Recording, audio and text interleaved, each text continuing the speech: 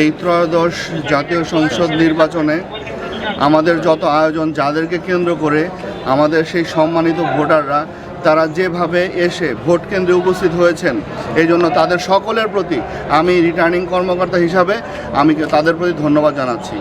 আমাদের দীর্ঘদিনের একটি আকাঙ্ক্ষা ছিল, একটা প্রত্যাশা ছিল যে জাতিকে একটি উৎসবমুখর পরিবেশে একটা নিরপেক্ষ নির্বাচন আমরা উপহার দেব। সেই লক্ষ্যে আমরা দীর্ঘদিন, আমাদের সম্মানিত পুলিশ সুপার মহোদয় আছেন, আমাদের সকল বাহিনী, আনসার বাহিনী, বিজিবি, র্যাব, সকলেই আমরা একই স্পিরিট এবং একই স্পিডে আমরা কাজ করেছি। আমরা বিশ্বকে দেখাতে চেয়েছি যে বাংলাদেশের পক্ষেও সম্ভব একটা নিরপেক্ষ শান্তিপূর্ণ পরিবেশে একটা নির্বাচন উপহার দেয়া।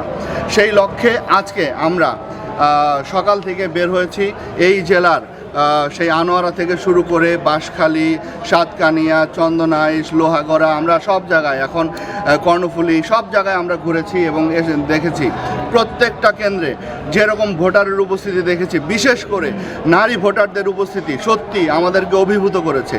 এবং তাদেরকে আমরা জিজ্ঞেস করেছি, অনেকেই বলেছে আমরা বেশ কতক্ষণ যাবৎ দাঁড়িয়ে আছি। আমি বললাম আপনার কোনো কষ্ট হচ্ছে কি না?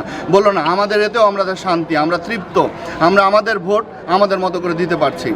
আমরা আজকে আমাদের যে আয়োজন, আমি মনে করব যে আমাদের সেই আয়োজন সার্থকতা পেয়েছে। আমরা জেতাতে চাই দেশের মানুষের স্বপ্নকে।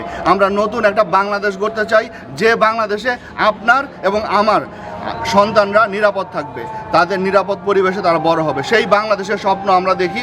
সেই বাংলাদেশের স্বপ্ন বাস্তবায়নে জেলা প্রশাসন এবং অন্যান্য সকল ডিপার্টমেন্ট একযোগে কাজ করেছে এবং তাদেরকেও আমরা ধন্যবাদ জানাচ্ছি। আমরা মনে করি আমরা সেই স্বপ্ন বাস্তবায়নের দ্বার প্রান্তে উপনীত হয়েছি।